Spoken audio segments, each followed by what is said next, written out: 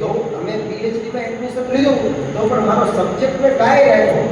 ગાય દ્વારા સમાજનું કેવી રીતે ભલું થાય, એટલે અમે જે જગ્યાએ જઈએ ત્યાં આવા વર્ગો કરીએ, સભાઓ કરીએ, સમાજને ગૌ માતા પ્રત્યે જાગૃત કરીએ, સમાજ રોગથી મુક્ત બને, નાના નાના બાળકો એનો ભોગ ન બને, એ સ્વસ્થ એનું જીવન રહે. તો અને આ કામ એક સાધુ જ્યારે કરે છે ત્યારે સમાજને સાધુ ઉપર બહુ વિશ્વાસ હોય છે. જેટલો વિશ્વાસ એને ડોક્ટર ઉપર નથી એટલો સાધુ ઉપર છે. સાધુ જ્યારે સમાજની અંદર વાત કરીને મૂકે છે પ્રમાણ સાથે, ત્યારે એમાંથી બહુ જ મોટા ભાગનો વર્ગ એ વાતને એક્સેપ્ટ કરે છે. કોઈ ગ્રહસ્થ જઈને વાત કરે કે ગૌ માતા ત્યાં થાય તેમ થાય, આવું ના ખાતા તેવું ના ખાતા, તો નહીં માને.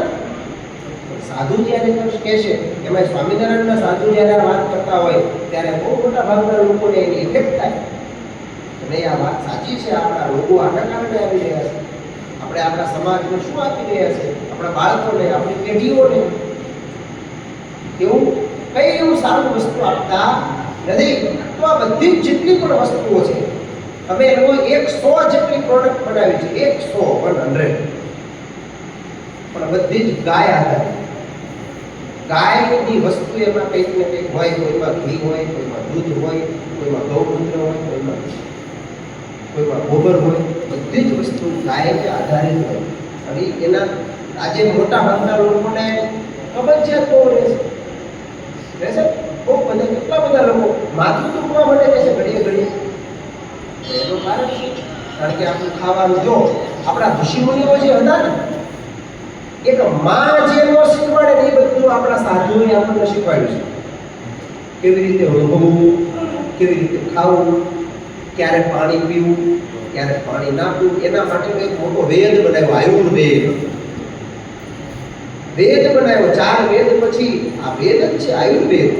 આપણા આયુષ્યને કેવી રીતે આપણે, આપણને જે મળેલા 100 વર્ષ એને કેવી રીતે આપણે રહીએ અને એમાં કેવી રીતે ભગવાનને મેળવી શકીએ, ભગવાનનું ભજન કરી શકીએ, કીર્તન કરી શકીએ, સમાજની સેવા કરીએ, સત્સંગની સેવા કરીએ, એના માટેનો આપણો આયુર્વેદ છે. આયુર્વેદની અંદર જે જ્ઞાન આપવામાં આવ્યું છે, આયુર્વેદ એટલું બધું મહાન છે કે આપણા બધા જ રોગોને મટાડે છે. બધા રોગો, કોઈ એવો રોગ નથી કે જે આયુર્વેદથી નથી મળતો. આપણી દેશની વિદેશી પદ્ધતિ તમે બધાએ કદાચ ભણ્યા હશો. હમણાં મોદી સાહેબે છે ને એક વિદ્યાપીઠનું ઓપનિંગ કર્યું, ખબર છે તમને? નાલંદા નામની વિદ્યાપીઠ, તમે કદાચ ન્યૂઝમાં જોયું હોય. નાલંદા વિદ્યાપીઠનું નામ સાંભળ્યું છે? નરેન્દ્ર મોદી હમણાં એનું રીઓપનિંગ કર્યું, એનું બધું રિનોવેશન કરેલું, એને આખું ખંડેર કર્યું હતું. હજારો કરોડના ખર્ચે એ આખી વિદ્યાપીઠ નવી બનાવવામાં આવી. તો એ નાલંદા વિદ્યાપીઠ એ કોણે સળગાવી હતી ખબર છે તમને? બખ્તિયાર ખિલજી નામના મુસ્લિમ બાદશાહે વિદ્યાપીઠ સળગાવી હતી. શું કામ સળગાવી? એની પાછળ આયુર્વેદનું બહુ મોટું કારણ હતું. એ જ્યારે બખ્તિયાર ખિલજી એકવાર છે ને બહુ જ બીમાર પડ્યો, મુસ્લિમ હતો, એ કોઈ રીતે એનો રોગ કોઈ મટાડી ન શક્યું, ત્યારે એને સમાચાર મળ્યા કે નાલંદા વિદ્યાપીઠના એક આચાર્ય છે જેનું નામ રાહુલ ભદ્રસેન છે, એની પાસે તમે જાઓ, તમારા બધા રોગો મટાડશે. એટલે એ પોતાના સૈન્યને લઈને આવ્યો છે રાહુલ ભદ્રસેનની પાસે નાલંદામાં, અને એમ કીધું મારો રોગ તમે મટાડી શકો છો? કે હા. ત્યારે પેલા એ કીધું છે, સાંભળી લો, મુસ્લિમ છું, હું તમને નથી માનતો, તમારા ધર્મગ્રંથોને નથી માનતો, તમારા દ્વારા આપેલી વિદ્યાને કે તમારા દ્વારા દેવાયેલી દવાને પણ નથી માનતો. મારો રોગ કઈ મટાડી શકો ખરા? હવે મટે પછી ડોક્ટરને ન માને, એની દવાને ન માને, એ જે કેઈ કરે ને તો મટે ન. પેલા એ કીધું કે બોલો, હું તમને તમારી કોઈ વાતને માનીશ નહીં, છતાંય મારો રોગ મટાડશો? ત્યારે ઓલા આચાર્ય કહે છે, હા, કેમ ન મટે, છતાં પણ મટાડી દો. આટલું બધું આયુર્વેદમાં તાકાત મટાડો. ત્યારે પેલા આચાર્યએ કીધું, સાંભળો, તમે ભલે મુસ્લિમ હો, તમે ભલે અમારા વેદને ન માનો, અમારા ગ્રંથોને ન માનો, પણ તમે તમારો જે ગ્રંથ છે પુરાણ, એને તો માનો કે ન માનો? મુસ્લિમોનો ધર્મ ગ્રંથ એને તો માનો, એને મંગાવ્યું. પુરાણને લઈ અને એને એમ કીધું કે આ પુરાણના રોજ 10-15 પેજ તારે વાંચવાના છે. બીજું કાંઈ? તો કે બીજું કાંઈ નહીં, રોજ 10-15 પેજ વાંચવાનું. તો સાચો થઈ જઈશ? તો કે સાચો થઈ જઈશ.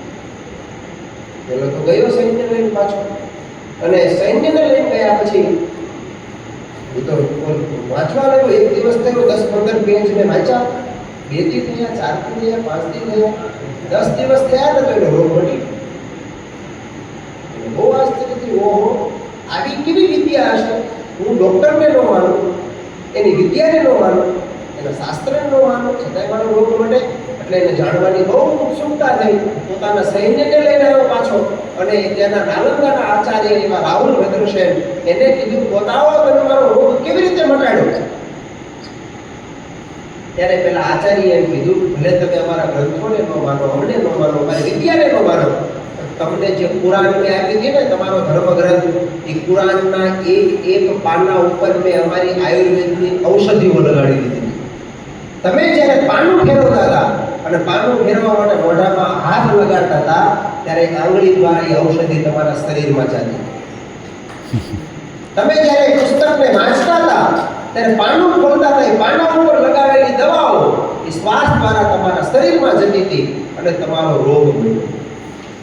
એને બહુ આશ્ચર્ય થયું, ઓહો આ દેશની આટલી બધી મહાન સંસ્કૃતિ, કે આ દેશ પાસે આટલું મોટું આયુર્વેદ છે, આ તો વળી કઈ વિદ્યા હશે. એટલે એને બહુ જ ક્રોધ ચડ્યો કે જો આ ભારત દેશને બરબાદ કરવો હોય, ખતમ કરવો હોય, તો આખી વિદ્યાપીઠને મારે સળગાવવી પડશે. એ જ સમયે ત્યાંના આચાર્યોના હાથ કાપી નાખ્યા, કોઈને સૂળી ઉપર ચડાવી દીધા, કોઈને જીવતા સળગાવી દીધા, અને 90 લાખ પુસ્તકો નાલંદા વિદ્યાપીઠમાં હતા. 90 લાખ બધા જ સળગાવી દેવામાં આવ્યા. 6 મહિના સુધી મોટા મોટા ભડકાઓ મળ્યા. બાકી કાગળને સળગતા કેટલી વાર લાગે? 6 મહિના સુધી ભડકાઓ મળ્યા. એટલા પુસ્તકો એમાં હતા. છતાં પણ આપણી સંસ્કૃતિના જે આચાર્યો હતા એ કેટલા બધા વિદ્વાન છે કે પુસ્તકો સળગાવી દીધા, તો બધું જ જ્ઞાન એને અહીંયા રાખ્યું, ખરીને લખ્યા, મગજમાં રાખ્યું, બધું યાદ, ખરીને પાછું બધું લખ્યું.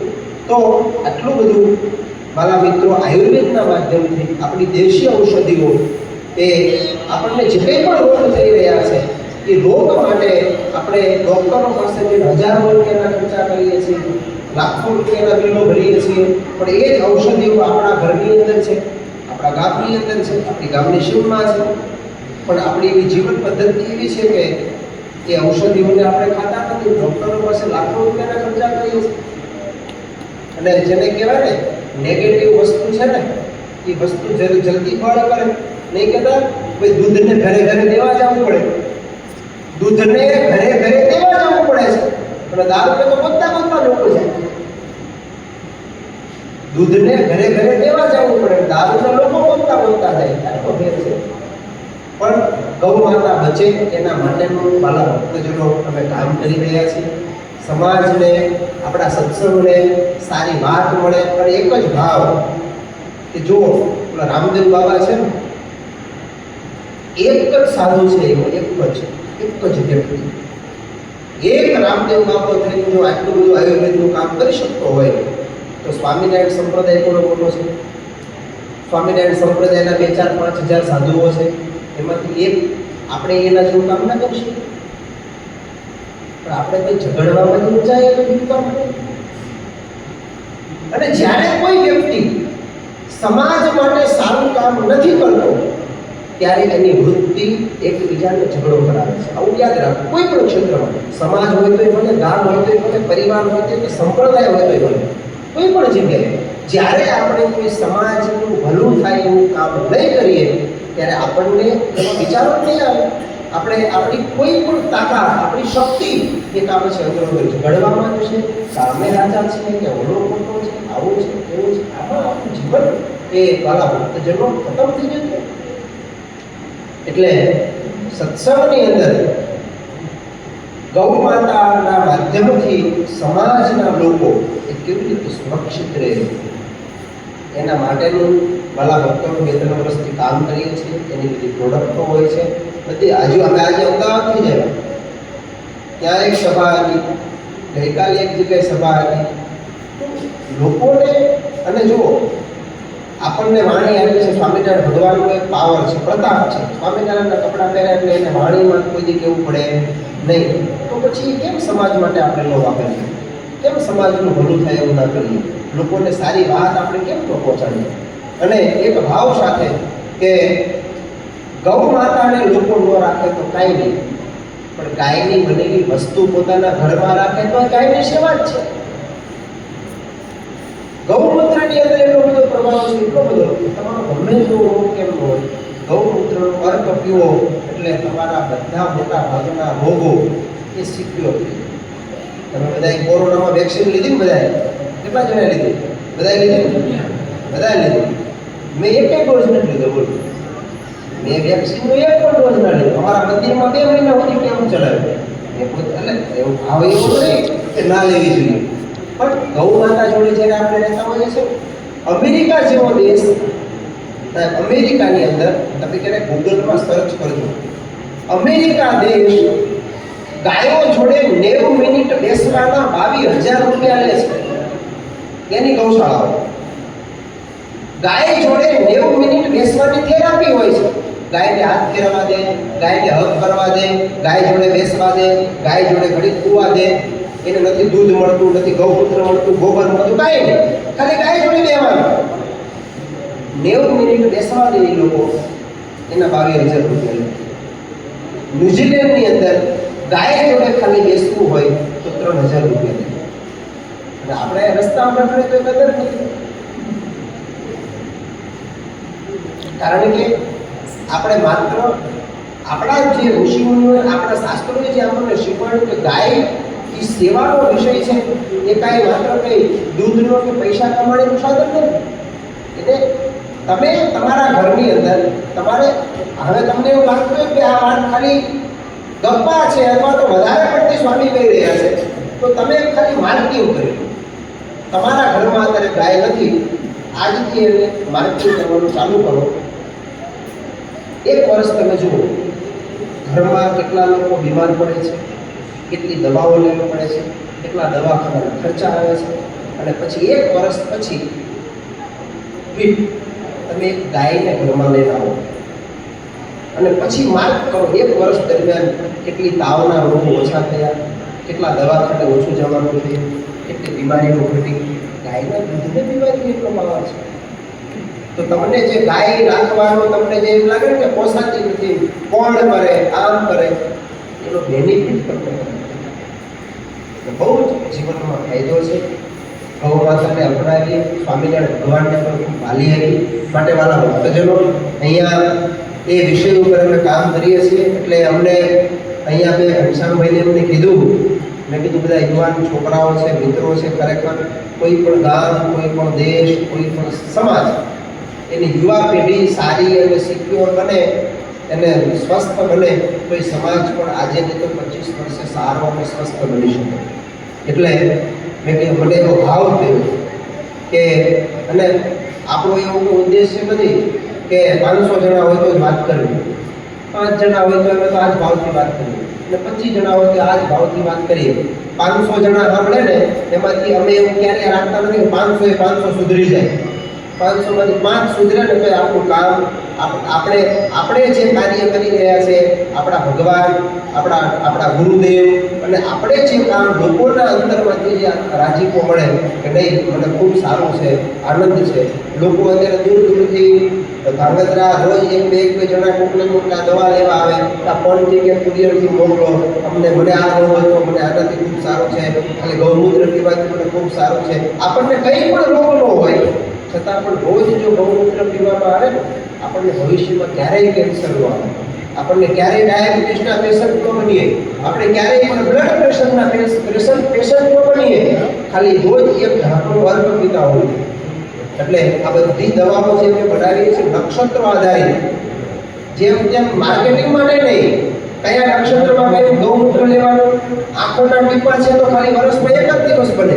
શરદ પૂર્ણિમાએ જે ગાય ગૌમૂત્ર આપે એ તાંબાના પાત્રમાં લેવાનું, એને ઝીલવાનું હોય, આખી રાત ચંદ્રની ચાંદનીમાં રાખવાનું, એમાં દેશી મધ નાખવાનું, ગુલાબ જળ તો ત્યાં જ નીકળે, કોઈ બજારની વસ્તુ એકદમ પ્યોર. તમે જ્યારે પણ ધાંગધ્રા આવો, ગૌશાળાની એની પ્રોડક્ટ કેવી રીતે બને છે, એમાં ઔષધાલય આખું, માથામાં નાખવાનું તેલ હોય તો તેલનું મશીન પણ ત્યાં, બજારમાંથી તેલ પણ નહીં લેવાનું, નારિયેળનું તેલ પણ ત્યાં જ નીકળે, તલનું તેલ ત્યાં નીકળે, બધા તેલ ત્યાં નીકળે. સાંધાના દુખાવા હોય તો એમાં જે તેલ વપરાતું હોય રાઈનું તેલ તો ત્યાં જ નીકળે. પ્યોર વસ્તુ એમ. હા, બજાર કરતાં મોંઘી ઘણી મળે હો, હા, પણ સારી વસ્તુ લોકોને આપવી છે.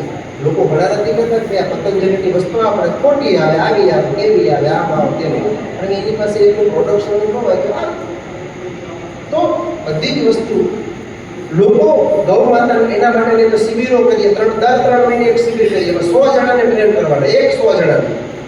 જે લોકો એમ કહે છે કે અમારી જોડે રોજગાર નથી, અમને કમાણી નથી થતી, તો એવા લોકોને 100 પ્રોડક્ટ બનાવતા શીખવાડીએ 2 દિવસમાં. આ વખતે ગઢડાની અંદર સર્વોપરી ગૌશાળા છે, ત્યાં અમે રાખ્યો છે આ મહિનાની 17 અને 18 તારીખ 2 દિવસની શિબિર હોય. ત્યાં બધી જ વસ્તુ બનાવતા એને શીખવાડીએ. ગાયના છાણમાંથી દીવડાઓ માટે, હમણાં રક્ષાબંધન આવશે તો રાખડી, ગણપતિનો ઉત્સવ આવશે તો ગણપતિની મૂર્તિ, દિવાળી આવે તો દીવડાઓ, આ મોબાઈલની ચીપ છે, માળાઓ છે, પછી દવાઓ છે, દંતમંજન છે, તેલ છે, શેમ્પુ છે, સાબુ છે, બધી જ વસ્તુ ગાય આધારિત આપણે સમાજને કેમ ન આપી શકીએ? તો લોકો એને બનાવે અને એમ આને 2-4 ગાયોને પોતાના ઘરે રાખે તો બીજી જગ્યાએ 5-10 હજારમાં નોકરી કરે, 5-7 હજાર રૂપિયામાં દોડાદોડી કરે, એને કરતાં ઘરે 2-3 ગાયો રાખે ને આ વસ્તુ બનાવે, માર્કેટિંગ કરીને લોકોને સારી વસ્તુ આપે તો એ મહિને 5-10-15 હજાર રૂપિયા કમાઈ શકે. તો એને રોજગાર પણ મળે. સાચવાય. માટે યુવાનો જોડે થોડાક દિવસ પહેલા જ મારે વાત થઈ, મેં કીધું આ બધું ટાઈમ થઈ ગયો ના ભલે. એટલે આ યુવાનોની સાથે મેં કીધું એકાદું બધે બીજી જગ્યાએ કરીએ છીએ તો મેમકાની અંદર મેં યુવાનોને બધાને વાત કરી, મેં કીધું આવું આયોજન કરો તો અમે આવશું. વિષય આખો જુદો છે. દરેક વખતે સત્સંગની વાત નહીં, પણ એક સારું સમાજને નવી વાત જાણવા મળે. અને એમ થાય મને આપણા સંપ્રદાયની અંદર પણ કોઈ આ ક્ષેત્ર ઉપર કામ કરી રહ્યું છે તો આપણે એને પણ મદદ કરીએ, એને એની વસ્તુઓ લોકો સુધી પહોંચાડીએ અને એ વસ્તુ આપણે પણ વાપરીએ, એને જોઈએ, જાણીએ, શીખીએ, બધું વસ્તુ થાય. આપણા બાળકોનું, પરિવારનું હેલ્થ આપણે સાચવીએ. તો અંતમાં ભગવાન સ્વામિનારાયણના ચરણોમાં પ્રાર્થના કરીએ કે આપણે સૌ બધા શરીરને સાચવીએ, સ્વસ્થ બનીએ, સત્સંગ માટે કામ કરીએ, ભજન કરીએ, ભક્તિ કરીએ, નિયમ કરીએ, વ્રત ઉપવાસ જે કંઈ પણ કરીએ, પણ ખૂબ આપણા જીવનને આપણે બચાવીએ, સમાજને કંઈક ને કંઈક તો આપીએ. આપણું આ દુનિયામાં આવવાનો મતલબ માત્ર પરિવાર કે પુત્ર કે આપણું પોતાનો સ્વાર્થ માટેનો નથી. સમાજને પણ કંઈક આપવું એ જ આ માનવ જીવનનું લક્ષ્ય છે. સૌને ભાવથી જય સ્વામિનારાયણ.